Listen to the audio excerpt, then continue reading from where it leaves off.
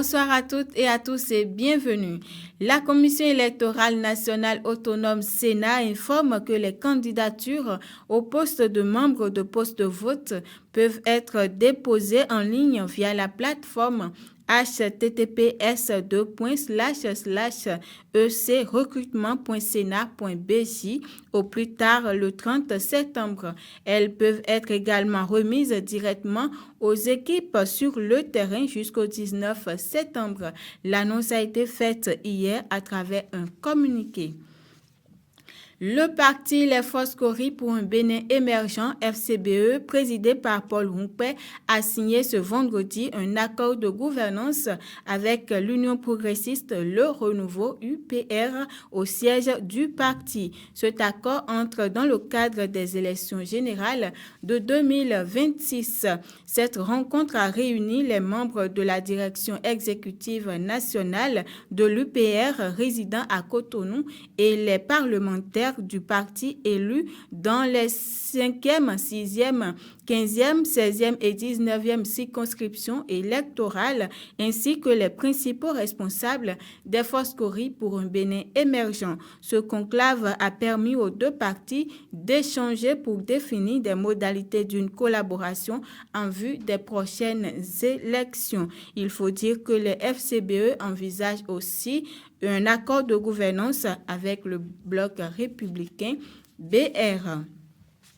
Le président de l'Assemblée nationale, Louis Vlavonou, a retiré son formulaire de parrainage ce jeudi au siège de la Sénat. Il a été accueilli par le directeur général des élections et la secrétaire générale de l'institution. Louis Vlavonou a remercié les responsables de la Commission électorale nationale autonome Sénat pour avoir accepté le recevoir un jour férié. Cela démontre que le sens patriotique est la chose la mieux partagée dans cette institution, a affirmé le président de l'Assemblée nationale, tout en soulignant la rapidité et la fluidité de la procédure. Le parrainage prévu par la Constitution et le Code électoral s'inscrit dans une dynamique de transparence et de consolidation démocratique.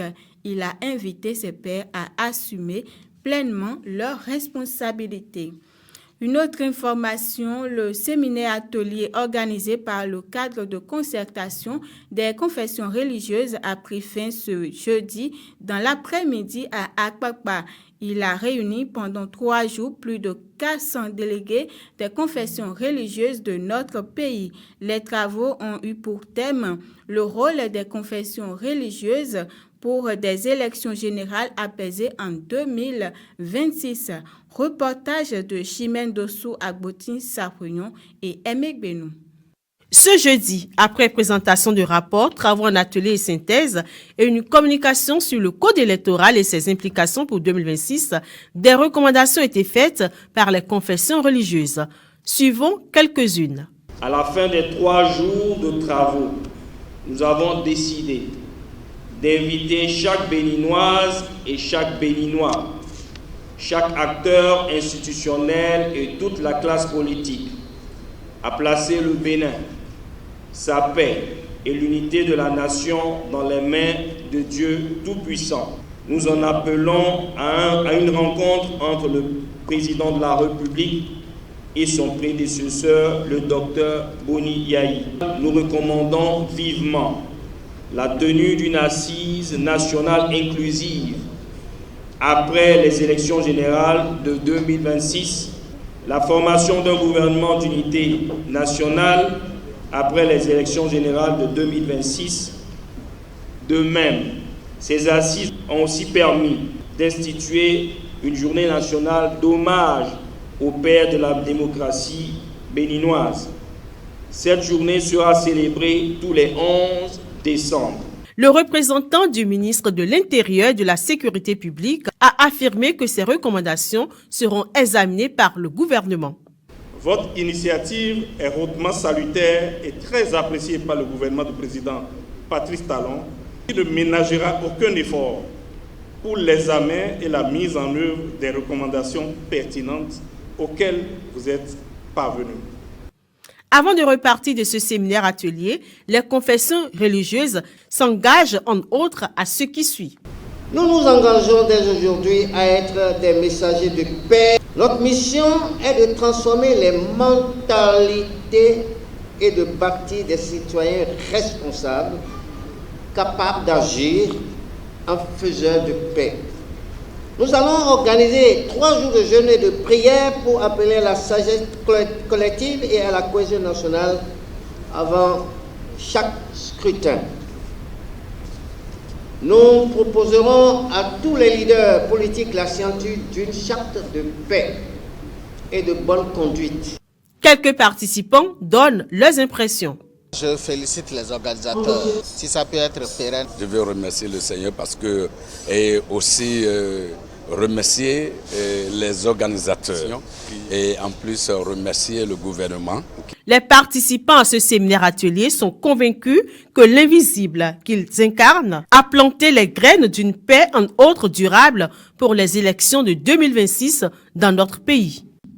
Hors du Bénin à présent, le chef de la diplomatie américaine Marco Rubio a critiqué à Quito la France et d'autres pays disposés à reconnaître l'État palestinien. Il affirme les avoir prévenus de possibles représailles de la part d'Israël sous la forme d'une annexion de territoire en Cisjordanie. Le secrétaire d'État américain a refusé de se joindre à la condamnation mondiale du plan de colonisation en Cisjordanie approuvé par Israël qui compromet la possibilité d'un État palestinien. Le sport pour boucler cette édition, le match Bénin-Zimbabwe joué ce vendredi en Côte d'Ivoire s'est soldé par 1-0 en faveur des Guépards du Bénin. Un but marqué par Steve Mounier à la 77e minute. Le Bénin occupe de ce fait la 2e place avec 11 points. Et c'est tout pour ce point de l'actualité. Merci pour votre attention renouvelée. Très bonne suite de week-end à vous.